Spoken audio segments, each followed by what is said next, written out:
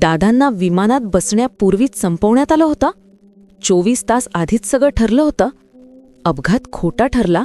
सगळा गेम आधीच झाला होता.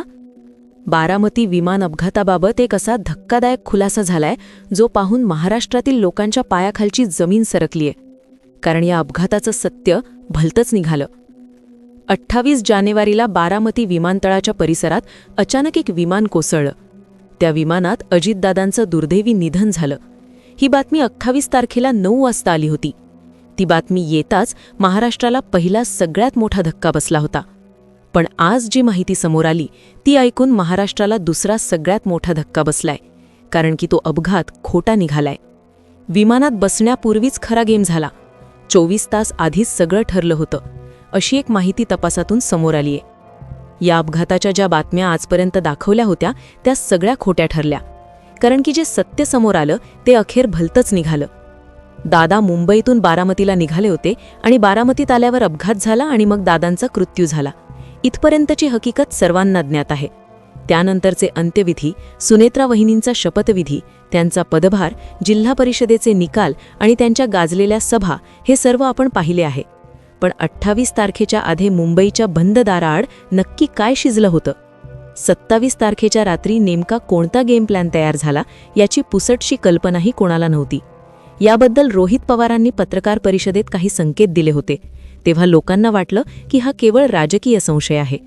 मात्र जेव्हा CIDच्या चौकशीत काही सत्य घटना समोर आल्या तेव्हा लोकांच्या पायाखालची जमीन सरकली. खरं तर 28 तारखेच्या दुर्घटनेचा गुंता सोडवायचा असेल तर आपल्याला 27 जानेवारीच्या संध्याकाळी मुंबईत जावं लागेल. 27 जानेवारीची ती संध्याकाळ मुंबईत दादांच्या निवासस्थानी इतर दिवसांसारखीच सामान्य वाटत होती. दिवसभर कार्यकर्त्यांचा गराडा असायचा, पण त्या दिवशी सायंकाळी गर्दी थोडी विरळली होती. अजितदादा त्यावेळी काहीसे अंतर्मुख आणि शांत दिसत होते. एका अत्यंत विश्वसनीय सूत्राने दिलेल्या माहितीनुसार दादांनी त्यांच्या सर्व फाईल्स त्या दिवशी वेळेपूर्वीच निकालात काढल्या होत्या आणि त्यांनी खास आपल्या वाहनचालकाला पाचारण केले होते. त्यांनी घेतलेला हा निर्णय खरोखर कोणालाच ठाऊक नव्हतं. त्यांच्या वाहनचालकाने दिलेल्या एका मुलाखतीत सांगितले की दादा त्याला म्हणाले होते, आपल्या गाड्यांची नीट तपासणी करून घे. दादांना रस्ते प्रवासाची विलक्षण ओढ होती, कारण त्या माध्यमातून त्यांना जनतेशी संवाद साधता यायचा, रस्त्यांची कामे पाहता यायची आणि स्थानिक परिस्थितीचा कानोसा घेता यायचा. प्रवासातील गावे आणि तिथल्या माणसांशी नाळ जोडण्यासाठी ते रस्ते मार्गाला प्राधान्य द्यायचे. त्यांच्या आदेशानुसार चालकांनी इंधन, टायर आणि इतर साहित्याची पूर्ण तपासणी केली होती.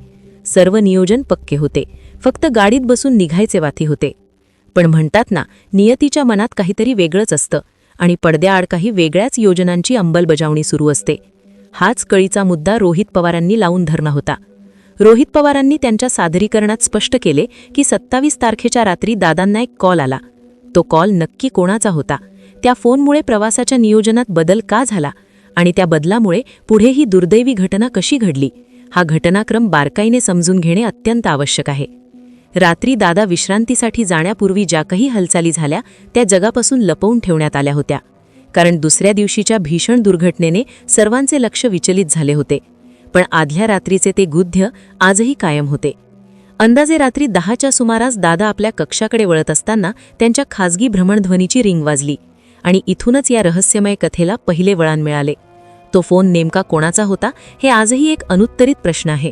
मात्र तेथील एका सुरक्षा रक्षकाने टिपलेल्या निरीक्षणानुसार त्या कॉलनंतर दादांच्या चेहऱ्यावरील प्रसन्नता पूर्णपणे मावळली होती. काही क्षणापूर्वी शांत असणारा हा नेता प्रचंड अस्वस्थ झाला होता. ते संभाषण जवळपास 15 मिनिटं चालले, ज्यामध्ये दादांचा आवाज कधी रागात चढत होता तर कधी ते कमालीचे गंभीर होत होते. इतकी घाई कशासाठी, मी परत आल्यावर पाहतो ना, हे दादांचे वाक्य त्या रक्षकाने स्पष्टपणे ऐकले होते.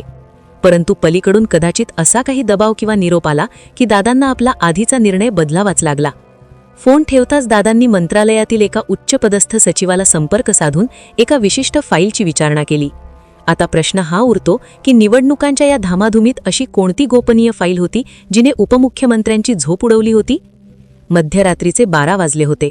मंत्रालयाचा परिसर एरवी शांततेत असतो, पण त्या रात्री 7व्या मजल्यावरील एका केबिनमध्ये दिवे लकाकत होते. CIDसाठी हाच तपासाचा सगळ्यात मोठा टर्निंग पॉइंट ठरला.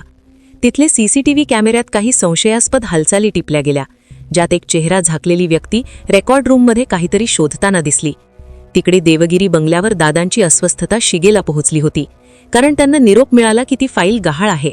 रस्ते मार्गाने वेळेत पोहोचण्यासाठी ती फाईल रात्रीच मिळणे अनिवार्य होते, पण ती मंत्रालयातून बाहेर येईपर्यंत पहाटेचे 4 वाजले होते. यामुळे रस्ते प्रवासाचा शुभ मुहूर्त हुकला. ही फाईल म्हणजे त्या भीषण कटाचा पहिला दुवा होता, ज्याने दादांना वेळेच्या या जाळ्यात अडकवले की त्यांच्याकडे विमान प्रवासाव्यतिरिक्त दुसरा पर्यायच उरला नाही. जेव्हा रस्ते प्रवास अशक्य झाला तेव्हा अखेर विमानाचा निर्णय पक्का झाला. पण इथेच CIDला महत्त्वाचा तांत्रिक धागा सापडला. ज्या खासगी कंपनीचे विमान बाधा वापरणार होते त्या हँगरमध्ये आदल्या रात्री काही अनोळखी मेकॅनिक्स शिरल्याचे पुरावे मिळाले आहेत. रोहित पवारांनी उपस्थित केलेले तांत्रिक प्रश्न खरोखरच अंगावर शहारे आणणारे आहेत. त्या रात्री तिथे रमेश नावाचा एक इंजिनियर शेवटचा पाहिला गेला होता. या रमेशची नेमकी पार्श्वभूमी काय? CIDच्या माहितीनुसार रमेशच्या बँक खात्यात घटनेच्या आदल्या दिवशीच एका अनामिक परदेशी कंपनीकडून मोठी रक्कम जमा झाली होती. विमानाचे अचूक लोकेशन देणारे ट्रान्सपॉन्डर आणि इंधन पुरवठा यंत्रणेत जाणीवपूर्वक छेडछाड केल्याचा संशय आता व्यक्त होतोय. हे काम इतक्या कौशल्याने केले होते की अनुभवी वैमानिकाला देखील उड्डाण घेताना काहीच शंका आली नाही. आता या नाटकात त्या व्यक्तीची एंट्री होते जिच्याकडे संशयाची सुई रोखली गेली आहे. रोहित पवारांनी विदर्भातील एक वजनदार नेता असा सूचक उल्लेख केला, तर प्रमोद हिंदूरावांनी थेट नाव घेतले ज्यांचे दिल्लीच्या दरबारात जवळचे संबंध आहेत. तपासातून असे निष्पन्न झाले की त्या व्यक्तीने त्या रात्री दादांना 3 वेळा कॉल केला होता. त्यांचा असा आग्रह होता की त्या फाईलवर स्वाक्षरी केल्याशिवाय तुम्ही मुंबई सोडू नका, कारण दिल्लीहून तसे सक्त आदेश आहेत. हा केवळ कामाचा ओढा होता की दादांना मुंबईत रोखून धरण्याची एक खेळी? दादांच्या निधनानंतर ज्या राजकीय घडामोडींना वेग आला आणि दादांचा प्रखर विरोध असलेल्या ज्या गोष्टी एका रात्रीत मार्गी लागल्या, ते पाहता राजकीय विश्लेषकांच्या मते यातून सर्वात जास्त फायदा कोणाचा झाला असेल तर तो या व्यक्तीचाच होता. 28 जानेवारीची ती दुर्दैवी सकाळ उजाडली. दादा विमानाकडे निघाले. त्यांच्या चेहऱ्यावर रात्रभर चाललेल्या त्या मानसिक तणावाचा थकवा स्पष्ट दिसत होता. विमानात सुमित कपूर नावाचे अनुभवी पायलट होते. सुरुवातीचे उड्डाण सुरळीत वाटले, पण अवघ्या 15-20 मिनिटात विमानाचा संपर्क तुटला आणि त्यानंतर हा दुर्दैवी अपघात घडला. जर हा केवळ एक अपघात असता तर मग इतक्या शंका का उपस्थित होत आहेत? जसे रोहित पवारांनी विचारलेले प्रश्न अत्यंत मार्मिक आहेत. ती विमान कंपनी कुणाची? रमेशची तिथे नियुक्ती कुणी केली? या प्रश्नांची उत्तरे आजही पडद्याआड आहेत. कायदेशीर पेचामुळे तपास यंत्रणा अजूनही कुणावर उघडपणे आरोप करत नसल्या तरी हा एका अक्राळ विक्राळ सत्तेच्या खेळाचा भाग असल्याचे स्पष्ट संकेत मिळत आहेत. अजितदादा पवार, ज्यांनी नेहमीच किंग मेकरची भूमिका बजावली, त्यांना 28 जानेवारीच्या त्या काळ रात्रीने महाराष्ट्राच्या मातीतून हिरावून घेतले. मंत्रालयातील ती फाईल, रात्रीचे ते फोन कॉल्स, रमेशचे रहस्यमय गायब होणे आणि त्यानंतर झालेली अभूतपूर्व राजकीय उलथापालथ, हे सर्व बिंदू जोडले तर एक विदारक चित्र समोर येते. हा खरोखर अपघात होता की सत्तेच्या हव्यासापोटी रचलेलं एक भीषण षडयंत्र? याचे पूर्ण सत्य कदाचित सह्याद्रीच्या दऱ्याखोऱ्यात गाडले गेले असेल, पण जोवर रमेश सापडत नाही आणि त्या फाईलचा नेमका मजकूर उघड होत नाही, तोवर संशयाचे ढग या नावाभोवतीच राहणार आहेत आणि त्यांच्या सहकाऱ्यांवर कायम राहतील. महाराष्ट्र आजही आपल्या लाडक्या लोकनेत्यासाठी खऱ्या न्यायाच्या प्रतीक्षेत आहे. तर मित्रांनो, आतापर्यंत आपण या संपूर्ण प्रकरणातील तांत्रिक बाबी, CID तपासातील ते प्राथमिक धागेदोरे आणि त्या रात्री घडलेल्या संशयास्पद घडामोडींची सविस्तर माहिती पाहिली. पण शेवट एक गोष्ट स्पष्ट करणे अत्यंत आवश्यक आहे. ही सर्व माहिती सध्या समोर येत असलेल्या विविध चर्चा, राजकीय वर्तुळातील दावे आणि सूत्रांच्या हवाल्याने वर्तवलेली एक शक्यता आहे. आम्ही त्यातील कोणत्याही माहितीची किंवा दाव्याची अधिकृतपणे पुष्टी करत नाही, तसेच कोणावरही वैयक्तिक आरोप करणे हा आमचा हेतू नाही. अशा प्रकारे मोठ्या घटना जेव्हा घडतात तेव्हा त्यामागचे अनेक दृश्य, अदृश्य शक्ती किंवा राजकीय समीकरणे असण्याची शक्यता नाकारता येत नाही. पण जोपर्यंत अधिकृत तपास यंत्रणा आपला अंतिम अहवाल सादर करत नाही, तोपर्यंत या गोष्टींना आपण उपलब्ध माहितीचे एक विश्लेषण म्हणून पाहायला हवे. ही माहिती तुम्हा प्रेक्षकांपर्यंत पोहोचवण्याचा आमचा केवळ उद्देश तुम्हाला वस्तुस्थितीच्या विविध पैलूंबाबत जागरूक करणे हा आहे. आता सर्वात महत्त्वाचा प्रश्न तुमच्यासाठी, तुम्हाला या सर्व घडामोडींची पाहून नक्की काय वाटतं? 27 जानेवारीच्या त्या रात्री जे काही घडलं तो खरोखरच एक दुर्दैवी योगायोग होता का, की त्यामागे सत्यात एखादं भीषण षडयंत्र शिजत होतं?